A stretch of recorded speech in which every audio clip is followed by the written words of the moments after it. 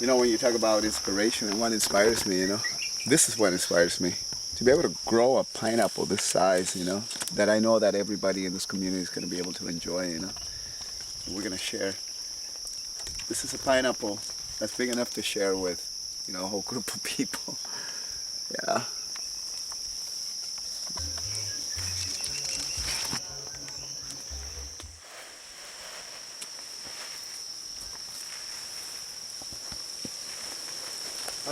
I've been growing fruit all these years, right? But fruit's not enough. You can't really live off of fruit. You also got to grow vegetables. Here's the future right here, all these seedlings. This is all the little seedlings that are gonna eventually fill that entire space over there. And that's how we're doing it here. We come in with shade cloth. We put it over the cane grass.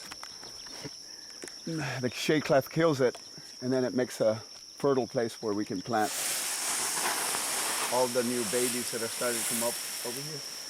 Eventually it's going to look like what it does here. Because if you can understand that from here all the way to the end of the property, it used to look like that. And that's how we've done it, little by little, one day at a time. One seedling at a time.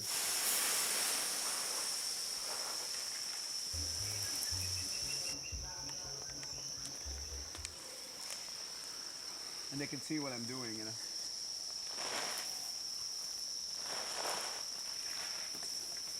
Yeah, I got another one that's actually got.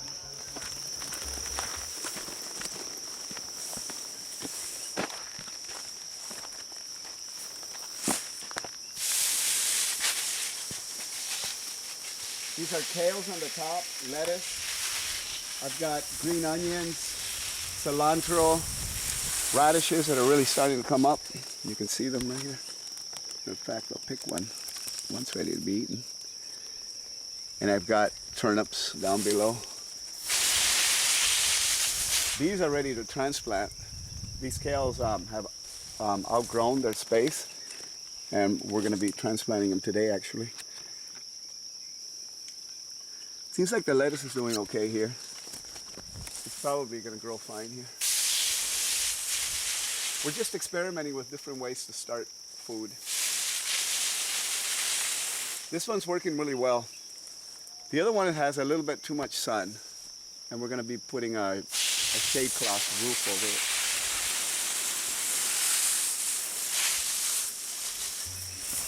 What's happening today from the community meeting at 9 o'clock to the entire day that we're going to be working. Today is the day that we ask people to volunteer. 2 days a week. We get everyone together to work on community projects. Monday and Tuesday, community service days. We're going to be working on a lot of projects. We're going to be transplanting the kale, for instance. Probably the lettuce too, now that I think about it. Well, you know, one of the main reasons why people don't eat organic foods is because it's too expensive, you know. Well, what if we were to create these agriculture parks, you know, these co-ops, where we can grow so much organic food that we could actually make it cheaper than commercial food. See, that's the vision that I have, you know. Let's just produce so much organic food that it'll be cheaper than commercial. And when we can sell organic food cheaper than commercial food, that's when people are going to eat organic food, you know.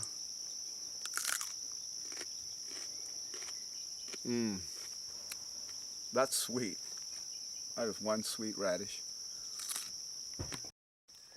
So as soon as we can get everyone, as soon as we can raise the $200,000, right away I'm going to start bidding for properties, you know, at an auction, and I'm going to start looking.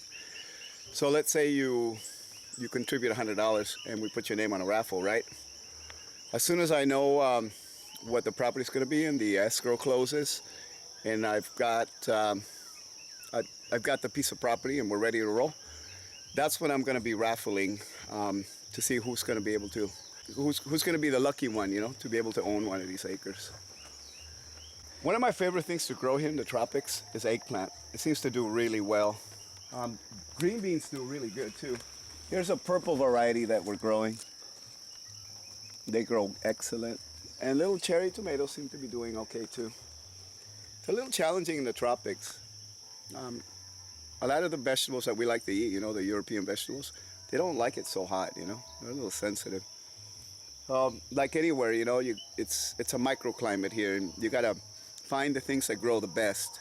And once you do, that's what you grow, you know. And then you can grow enough food for everyone to eat, you know. This that I'm showing you are the community gardens.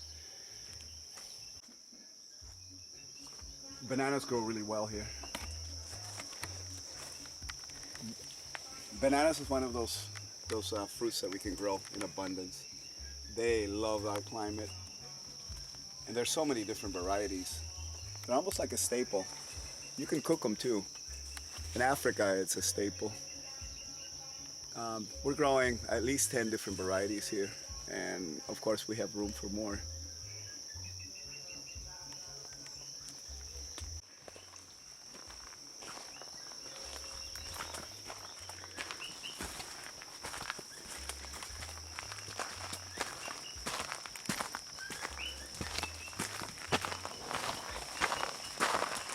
That, you see that spinach that's growing? That's a tropical spinach. It's a perennial, so it just constantly grows. It also makes an excellent ground cover. Instead of weeds, you could actually grow food. You know, that's the idea, to maximize all the space for food production if you're really going to feed a hungry world, you know. That's what it's going to take.